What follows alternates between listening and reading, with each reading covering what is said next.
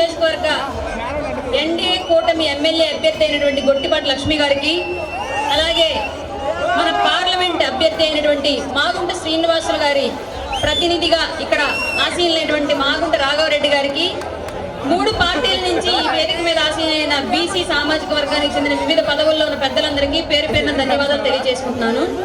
నేను ఇక్కడ ఎవరిని తిట్టను, ఎవరిని పోగొను, మనందరం బీసీలమే కదా, ఇక్కడ బీసీలమేనా? ఓకే, అయితే ఇప్పుడు మనం ఎన్డీఏ కూటమికి ఇక్కడికి వచ్చినప్పటికి లక్ష్మి గారికి, అలాగే ఎంపీ మాగుంట శ్రీనివాసులు రెడ్డి గారికి ఎందుకు ఓటేయాలో మాట్లాడుకుందాం. జగన్మోహన్ రెడ్డి వచ్చిన తర్వాత సలహాదారులు ఎంతమంది మన గవర్నమెంట్ లో? 78 మంది. దాంట్లో బీసీలు ఎంతమంది మీకు ఎవరికైనా తెలుసా? రెడ్డి సామాజిక వర్గానికి చెందిన వాళ్ళు 52 మంది, మిగతా సామాజిక వర్గాలకు చెందిన వాళ్ళంతా కలిపి 26 మంది. ఇంత తక్కువ వర్ణ వివక్షత అనేది జగన్మోహన్ రెడ్డి గవర్నమెంట్ లో చూపించాడు మన మీద.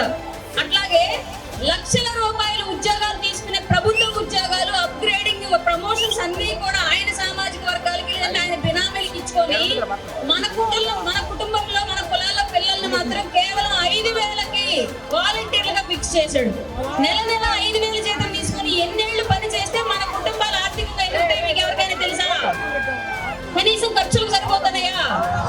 మరి అట్లాంటప్పుడు ఇంత స్థాయిలో మనల్ని సమాజంలో ఆర్థికంగా అనగదొక్కుతున్నటువంటి జగన్మోహన్ రెడ్డికి మనం ఓటేయాలా?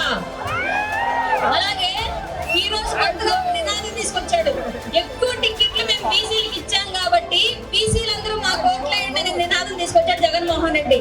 దానికి సంబంధించి మనం ఒకటి మాట్లాడుకుందాం. ఈ ప్రభుత్వంలో గతంలో కొంతమంది బీసీలు మంత్రులుగా, ఎమ్మెల్యేలుగా గెలిచినప్పటికీ ఏ రోజైనా వాళ్ళ శాఖ మీద, వాళ్ళ నియోజకవర్గం మీద రెడ్డి గారు, జగన్మోహన్ రెడ్డి గారి యొక్క బినామీ రెడ్డి గారి పెత్తనం తప్ప మన కులపు నాయకుడు ఎవరైనా పెత్తనం చేయడం చూసారా? ఉత్తరాంధ్ర మొత్తం మీద ద్వారపూడి చంద్రశేఖర్ రెడ్డి, రాయలసీమకు వచ్చేటప్పటికి మొత్తం అంతా కూడా, అక్కడికి వచ్చేటప్పటికి పెద్దిరెడ్డి రామచంద్రారెడ్డి, మన జిల్లాకు వచ్చేటప్పటికి ఎవరు? ఏ రెడ్డి? నా జిల్లా నలుమూలల అతని వేళ్లను ఊనేలాగా చేసుకొని ఇప్పుడు కూడా ఎప్పుడు లేని రౌడీ రాజకీయాన్ని తీసుకొచ్చి ఒంగోలులో ప్రసారం చేస్తున్నటువంటి బాలినేని శ్రీనివాసులు రెడ్డి వీళ్ళ పెత్తనం మన జిల్లా మీద చేస్తూ బీసీలకు మేము టికెట్లు ఇచ్చాము, ఓట్లేయండి అంటే వేద్దామా? ఇంకొకసారి